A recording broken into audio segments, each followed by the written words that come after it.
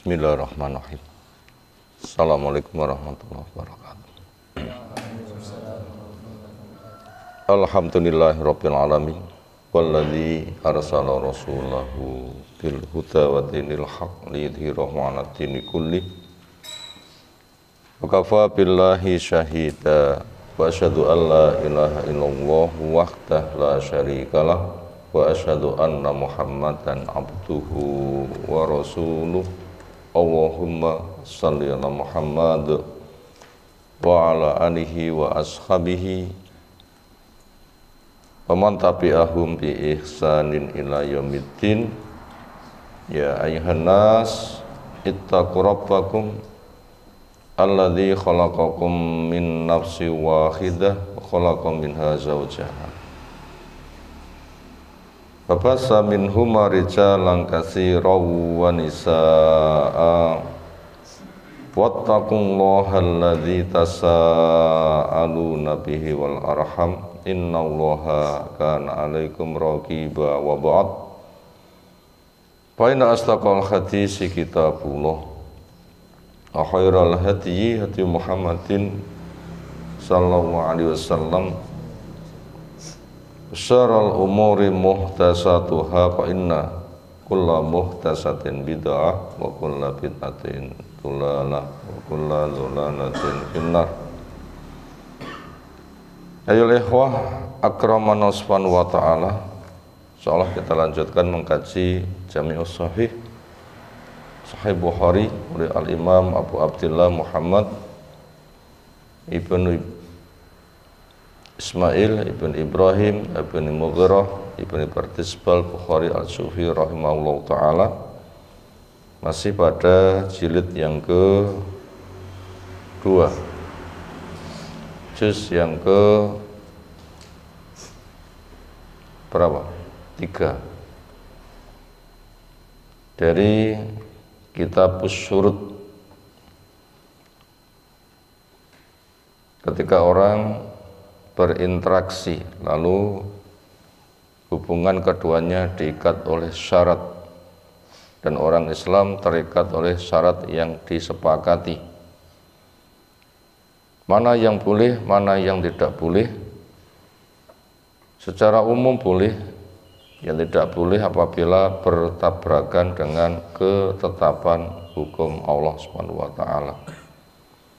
Pesan Nabi SAW, al-muslimu ala surutihim, orang Islam itu terikat oleh syarat yang disepakati dengan ketetapan yang telah kita sebutkan di atas, selagi tidak bertabrakan dengan hukum Allah, dengan hukum Rasulnya, tidak menghalalkan yang haram dan tidak mengharamkan yang halal.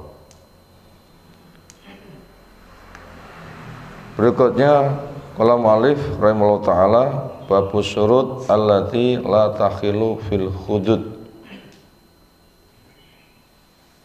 Bab syarat-syarat yang tidak halal berkaitan tentang had. Hudud jamak dari haddun, punya makna batasan. Artinya ada kriminal lalu ada ketetapan hukumnya.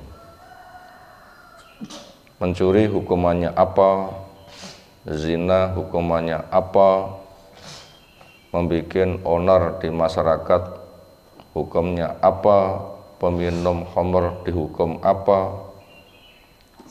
Peraturan yang menetapkan hukuman ini itu namanya had, jamaknya hudud.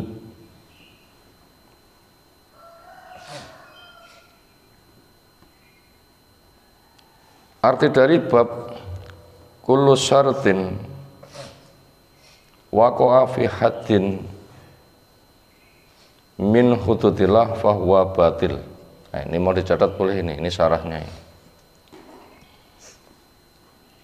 Kullu syartin waqa'a, kullu syartin waqa'a fi haddin fi haddin min hududillah kullu syartin waqa'a fi haddin min hududillah fahuwa batil. Kullu syartin waqa'a fi hududillah waqa'a fi haddin min hududillah fahuwa batil. Mal, coba diulang mal. Kullu syartin waqa'a fi haddin min hududillah fahuwa batil. Ya, kullu syartin setiap persyaratan waqa'a yang menjatuhkan fi haddin di dalam sebuah ketetapan hukum min hududillah di antara ketetapan hukum Allah Ta'ala bahwa maka dia persyaratan untuk menggugurkan hukum Allah bahwa batil. Jadi syarat bertabrakan saja tidak boleh, malah ada syarat hendak menggugurkan hukum Allah.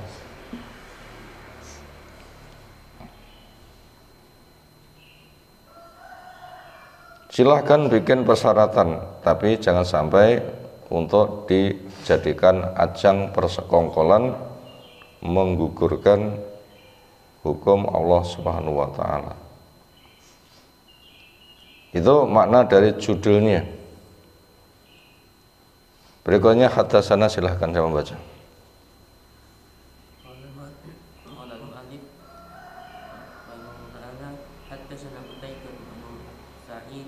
Qala haddatsana Laisun an Ibnu Syihab an Ubaidillah bin Abdullah bin Utbah bin Mas'ud an Abi Hurairah wa Zaid bin Khalid al-Juhani radhiyallahu anhuma annahuma qala inna rajulan min al-a'rabi ata Rasulullah sallallahu alaihi wasallam faqala ya Rasulullah anshuduka Allah illa qadaita li bi kitabillah faqala al-khasmul akharu fahuwa afqahu minhu na'am fakti bainana bi kitabillah wa'tan li faqala Rasulullah sallallahu alaihi wasallam qul qala inna bani kana asifan ala hada fazana bi imra'atihi wa inni uhbirtu anna ala bani ar-rajma faftadaitu minhu bimi'ati syatin wa walidatin fasa'altu ahlal ilmi fa'ahbaruni annama ala bani jaltu mi'atin wa taqtibu amin wa anna ala imra'atin wa ana ala imra'ati hadar rajma. Faqala Rasulullah sallallahu alaihi wasallam walladzi nafsi biyadihi la aqtiyanna bainakuma bi kitabillah al-walidatu wal ghulamu raddun wa ala banika jaltu mi'atin wa taqdidu amin uktu ya unaisu ila imra'ati hadha fa in tarafat farjum qala fagodan alaiha fa'tarafat fa'amara biha Rasulullah sallallahu alaihi wasallam farujimat. Masyhur. Hadis diceritakan dari Abu Hurairah setelah dibacakan orangkan para perawi, Imam Bukhari dari gurunya dari gurunya, terus akhirnya bersanad para perawi nyambung dan sahih. Nah, hadis ini memang jelas sahih, ada di himpunan kitab Sahih Bukhari oleh Imam Bukhari rahimahullah ta'ala.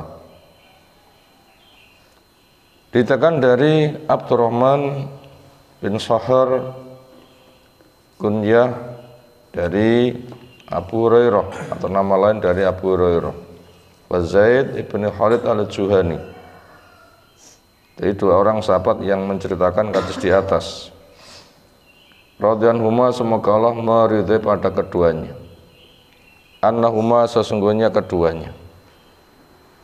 Qala cerita. Inna rajulan sesungguhnya ada seseorang. Ada yang ngantuk enggak ini? Yang ngantuk boleh berdiri. Bangunkan yang ngantuk. Boleh sambil berdiri benjo ngantuk.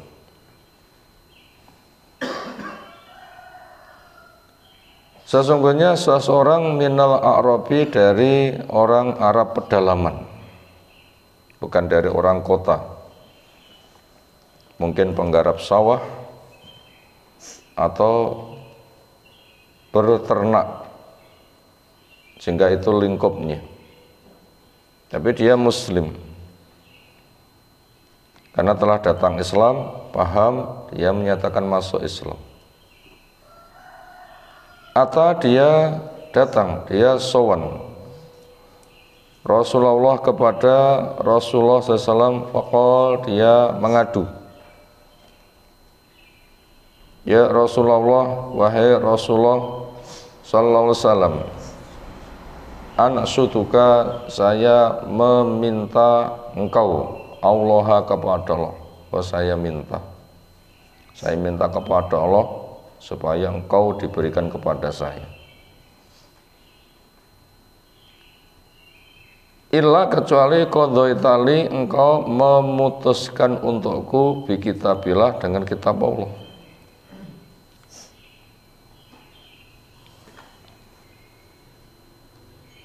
Kurang lebih saya minta dengan sangat, mungkin punya gaya menuntut, kecuali bila kau putuskan dengan kitab Allah, engkau tidak saya tuntut. Kenapa? Memang mestinya keputusan itu dengan kitab Allah. Ya tentunya Rasul akan memutuskan dengan kitab Allah. Dan orang tadi mengatakan seperti itu memang permintaan yang bersifat sangat. Orang tadi mengatakan seperti itu sebagai permintaan yang bersifat apa? Sangat. Wa qala al-khasmu, maka berkata lawan bicaranya. Berarti ada dua pihak yang bermasalah. Yang satu sudah mengatakan demikian, yang satu mengatakan apa? Berkata al-khasmu, lawan bicara, al-akhari yang lain. Bahwa dan dia, lawan bicara ini, afqahu minhu, lebih faqih tentang agama, minhu, daripada yang pertama. Berarti kefakihan, kedalaman pemahaman orang per orang itu berbeda-beda. Sama-sama faham, satunya ada yang lebih. Dia mengatakan apa? Naam, iya. Betul. Fakti, putuskanlah. Bainana, di antara kami. Kasus yang ada di antara kami, putuskanlah. Bi kitabillah, dengan kitab Allah. Kemestiannya orang Islam begitu. Setiap ada masalah, solusinya putuskan dengan kitab Allah yang dijelaskan oleh Rasulnya Shallallahu Alaihi Wasallam, karena Rasul satu-satunya penafsir. Litubayyina linnasi ma nuzila ilaihim, untuk kamu jelaskan, kamu tafsirkan, kamu gamblangkan maknanya terhadap wahyu yang diturunkan. Dan Nabi mendapatkan dua wahyu, pertama zat Al-Quran sendiri, yang kedua tafsirnya. Karena Allah menyebutkan summa inna alaina bayana, kemudian tugasku juga menerangkan tafsirnya secara gamblang gimana.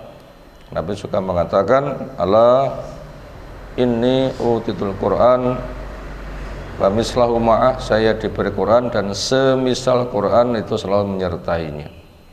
Dan Nabi ketika menafsirkan itu enggak pakai hawa nafsu, tapi pakai wahyu. Wa ma yantiqu anil hawa in huwa illa wahyu yuha. Enggak pernah bicara dari hawa nafsu, yang sementara adalah wahyu. Makanya ketika orang itu ada bersengketa, kembalikan kepada kitab Allah, pada kitab Rasul. Warudduhu ilallah Rasul in kuntum tu'minuna billahi wal yawmil akhir, dzalika khairun wa ahsanu ta'wilah. Bila kamu punya masalah, kembalikan pada kitab Allah, kembalikan pada sunnah Rasulnya salam. Kalau di masa Nabi, orang datang kepada Nabi, bacakan kitab Allah. Kalau sekarang datang kepada ahli ilmu, nanti akan diselesaikan bagaimana firman Allah, bagaimana sunnah nabinya dengan pemahaman salafus saleh. Wa'dzali, dan izinkan untukku untuk menjelaskan peristiwanya seperti apa, kasus yang sedang kami jalani.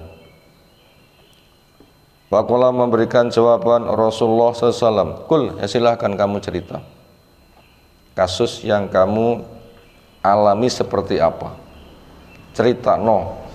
Artinya tentunya kita berharap jelas dan gamblang. Kalau akhirnya dia cerita, inna bni, sesungguhnya anakku ini, karena ada dia asifan, punya mana ajiron, buruh, pegawai, bekerja, ala hadza, atas orang ini, anakku pegawainya orang ini. Fazana, ternyata anakku zina bimrati, dengan istrinya. Wah, ngati-ngati ini. Ada sebuah keluarga, suami istri, lalu ada laki-laki masuk, walaupun atas nama sebagai pegawai, pekerja, mungkin sudah dianggap sebagaimana keluarga. Saking akrabnya, begitu mudah blusak-blusuk keluar masuk. Mungkin diminta untuk mengantarkan ke sana kemari. Saking akrab, saking dekatnya, sering berduaan. Mungkin ngomongnya terlalu bebas, lama-lama curhat, lama-lama. Nah, disitulah yang jadi masalah. Anakku kerja pada orang ini, zina dengan istrinya. Nah, semoga keluarga kaum muslimin dijauhkan dari perhara perzinahan. Makanya kasus di atas kita jadikan pelajaran. Kasusnya seperti itu. Makanya siapa yang mempekerjakan pekerja, maka harus betul-betul ekstra. Bab namanya pekerja itu dikongkon kono gini, kono gini, kono gini, kono gini, lama-lama suruh masuk rumah, membersihkan rumah, benahi ini itu. Kadang suami tidak ada karena mendesak, akhirnya segera dipanggil.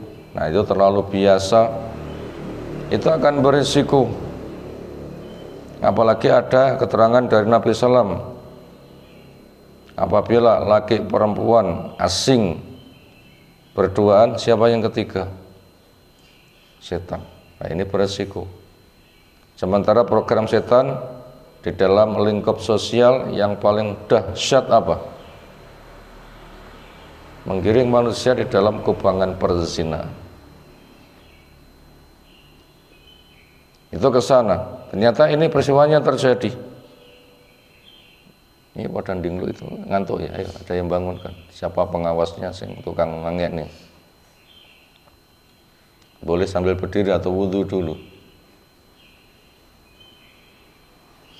Wis nggak ngatek, nggak wudhu, makluk ngantuk nah, wah gimana ini?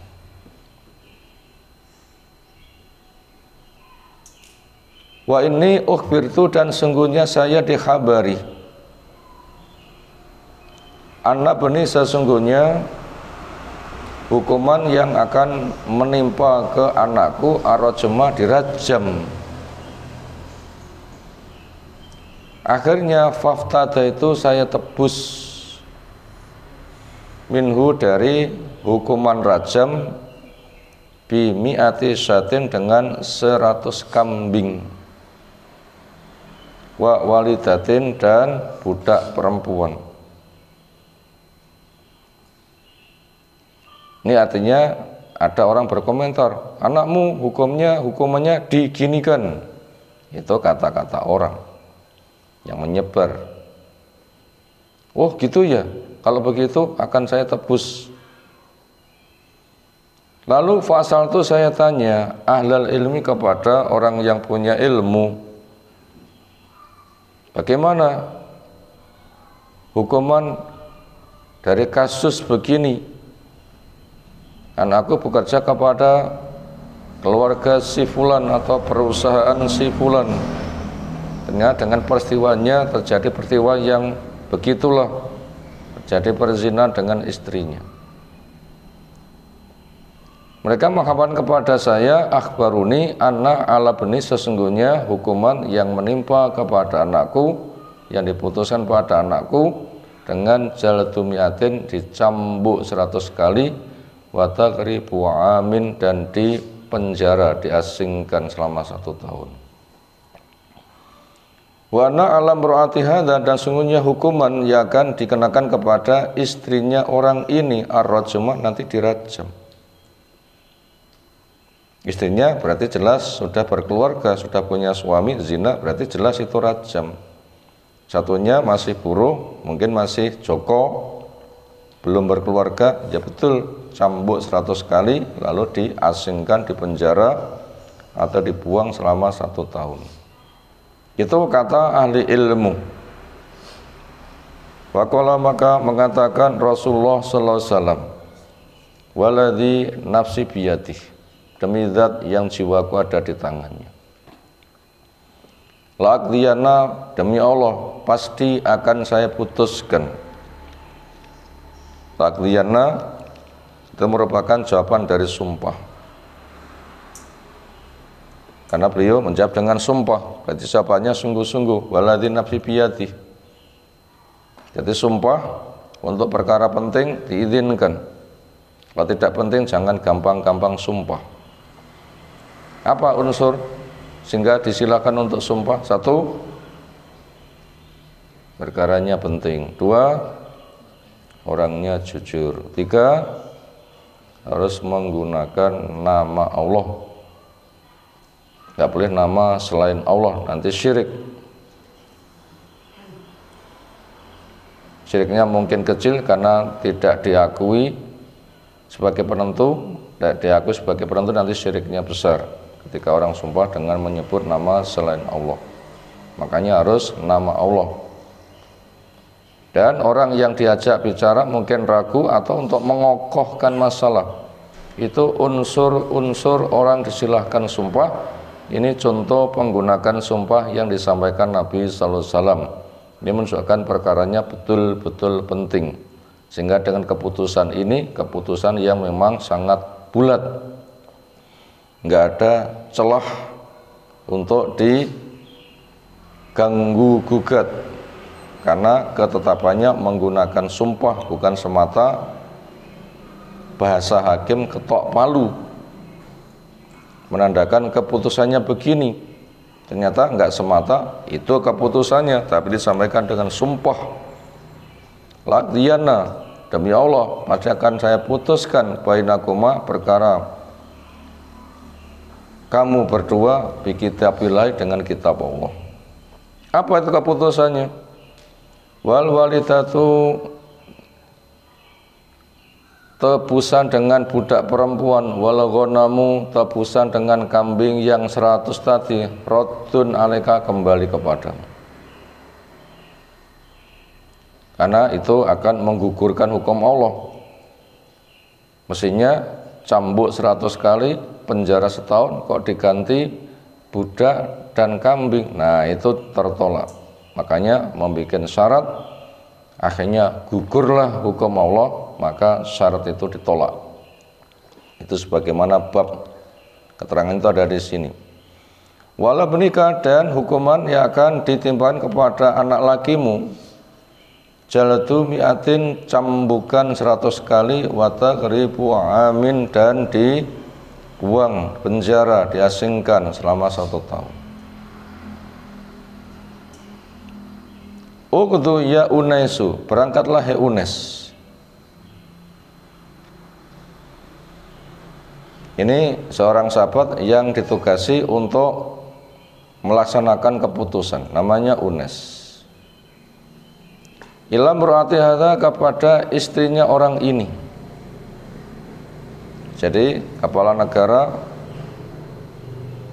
mendirikan kantor mahkamah, mengangkat kepada para pegawainya ada keputusan, laksanakan. Seseorang ditugasi sebagai eksekutor, punya tugas untuk mengeksekusi, melaksanakan tugas, itu silahkan. Ini petunjuk Nabi SAW. Hei Unes, berangkatlah kamu ila mraati hadza, kepada istrinya orang ini. Ayo jawil lagi yang mulai dingkluk ini. Toleh ngiwanangen. Fa ini tarafat, maka jika dia mengaku, yakun lebih pegawai pengadilan datang lalu membawa berkas keputusan pengadilan begini, yang kesimpulannya adalah Bu,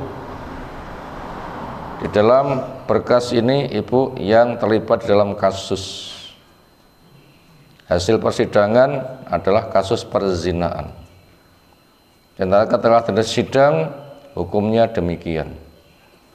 Ternyata Ibu sudah berkeluarga, maka diputuskan dengan hukumnya dirajam. Kira-kira tanggapan Ibu bagaimana berkaitan tentang kasus ini? Karena pesan Nabi SAW, apabila Ibu nanti mengakui, ya saya memang melakukan, pesan Nabi adalah farjumha, rajam dia. Itu diberitahukan apa keputusan dari pengadilan. Itu perintah Nabi SAW kepada Unes, berangkat kepada istri orang ini, jelaskan permasalahannya. Ketika sudah jelas, gamblang, lalu dia mengaku, maka eksekusilah, rajamlah. Ditempatkan di tempat umum, bisa ditonton masyarakat banyak, supaya tidak lari, diikat, disiapkan regu pelempar dengan batu-batu, maka dipegang, dilemparkan, mengena tubuhnya 1, 2, 3, lama-lama sampai mati. Wah, ngeri sekali. Semoga Allah jaga kaum muslimin dari perzinahan dan dosa-dosa lain yang mengerikan. Makanya masalah keluarga ngati-ngati. Jangan gampang-gampang sebuah keluarga begitu leluasa terima tamu. Monggo pinara, lho sing tak pinara niki sapa? Laki-laki jangan gampang membawa laki-laki maklin masuk rumahnya yang tahu rahasia rumah. Perempuan sebagai seorang istri juga jangan gampang-gampang terima tamu. Tamu perempuan saja butuh diseleksi, suami mengizinkan apa enggak, apalagi laki-laki perempuan menerima tamu laki-laki. Dan sering bahasa yang kita jumpai di masyarakat karena supelnya, monggo pinara. Padahal itu yang di rumah itu adalah istri, suami tidak ada. Ada tamu langsung dimanggakne masuk, diajak berbincang bareng, ya tidak boleh. Makanya ketika perempuan di rumah, ada orang datang, jelas laki-laki, cek dulu. Ketika itu salam, assalamualaikum, jangan dijawab keras, jawab lirih saja. Dinceng sopo, oh tamunya laki-laki asing, nggak boleh. Maka jangan dijawab dengan keras. Bila dia itu mengulang, jangan dijawab dengan keras. Bila mengulang, jangan dijawab dengan keras. 3 kali merasa tidak dijawab, dijawab sebenarnya, cuma nggak dikeraskan, menandakan nggak diizinkan. Supaya dia itu pulang. Tapi apabila mendesak penting, maaf, kami sangat penting, maka bila mengatakan penting, jangan disilakan masuk, tapi katakan silakan Bapak meninggalkan pesan. Nanti akan disampaikan. Kami masuk, tidak boleh, jawab dengan tegas. Kami perempuan tidak boleh menerima tamu laki-laki asing.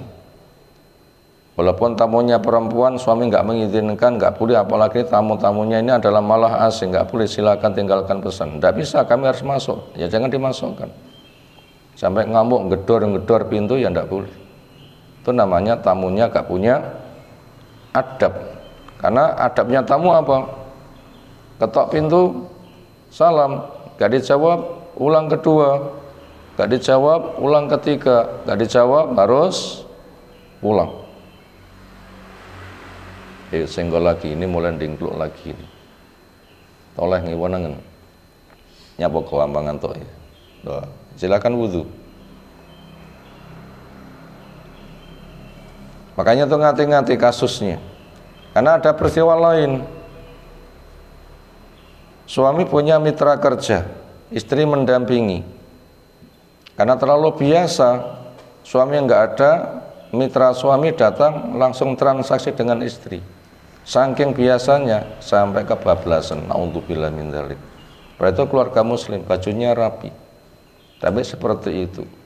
Makanya para suami ngati-ngati, para istri ngati-ngati. Berkaitan masalah tamu, termasuk hak suami adalah istri tidak boleh mengizinkan tamu yang suami tidak ridho. Nah, tamunya laki-laki, jelas suami tidak ridho. Andaikan ridho, ya ridho yang salah. Bagaimana tamu laki-laki, istrimu kamu ridhoi untuk menerimanya? Ya tidak boleh. Nah, seperti itu. Ini harus ekstra ngati-ngati. Karena jelas, laki perempuan asing berduaan, yang ketiga adalah setan. Itu magnetnya itu kuat. Magnet itu adalah kuat. Kasusnya terjadi di masa Nabi, generasi terbaik ini masih bisa terjadi. Ini menunjukkan amat sangat dahsyatnya fitnah syahwat. Nah begitu, amat sangat dahsyatnya fitnah syahwat. Itu kasusnya ke sana. Akhirnya fagoda berangkatlah si Unes alaiha, ini petugas yang ditugasi untuk mengeksekusi, berangkat menjumpai kepada keluarga tadi. Tentunya dia tidak sendirian. Fa'tarafa, ternyata ketika dijelaskan dia mengaku, ya betul saya memang melakukannya, saya tobat. Harapannya begitu yang ia jawab. Akhirnya fa'amaro, maka memerintahkan biha kepadanya Rasulullah SAW. Baru jimat, maka akhirnya dia dirajam.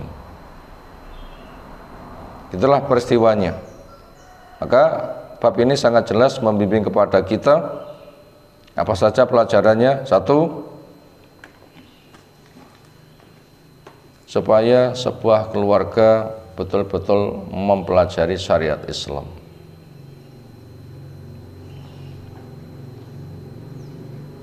Karena suami punya tugas, ku anfusakum wa ahlikum naro, jaga dirimu, jaga keluargamu dari api neraka.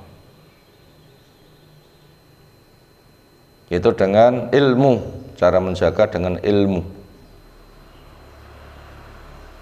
Bukan menyiapkan mobil pemadam kebakaran, ada tim damkar pemadam kebakaran, bukan.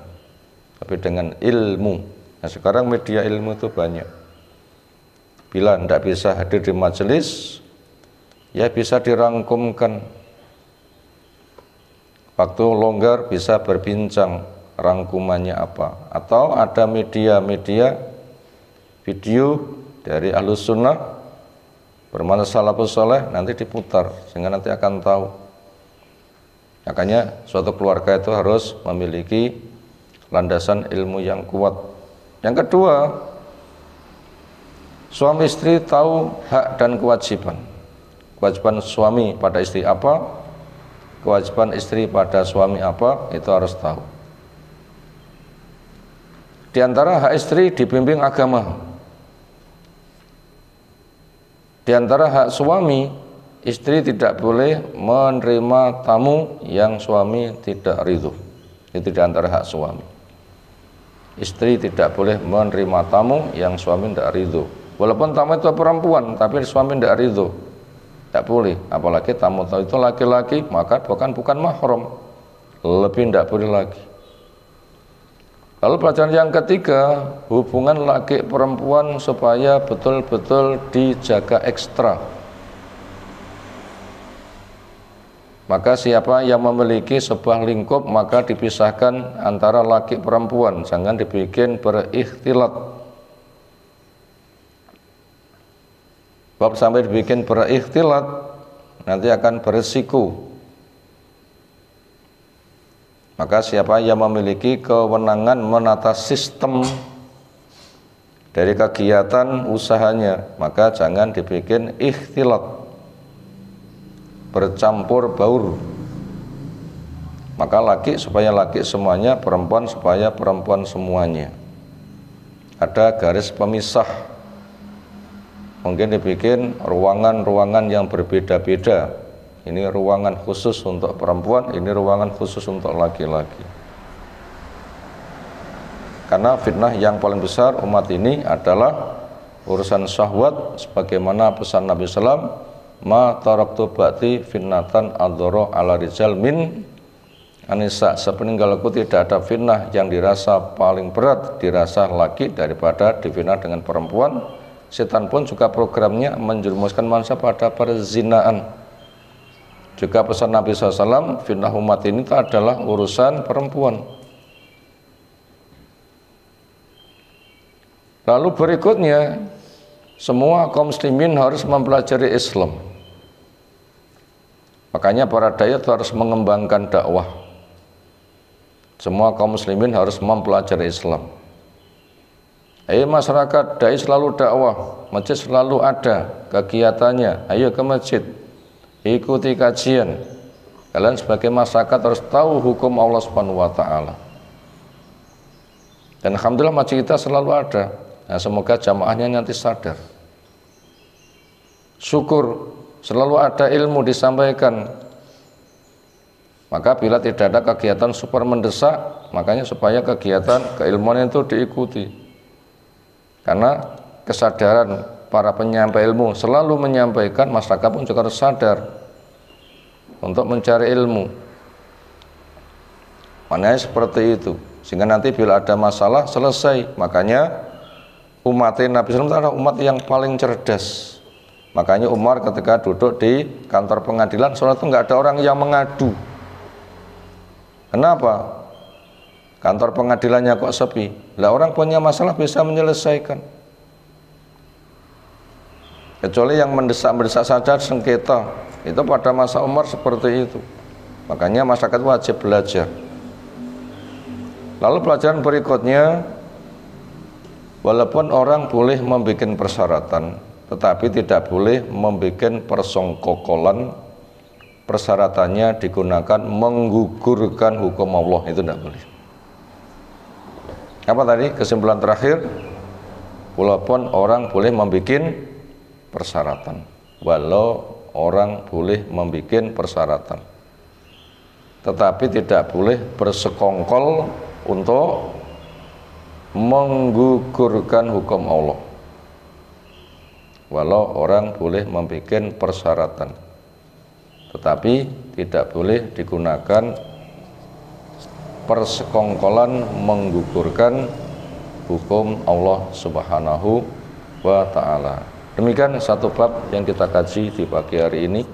Untuk bab berikutnya insyaallah kita kaji menyusul. Semoga Allah berikan ilmu bermanfaat untuk kita semuanya.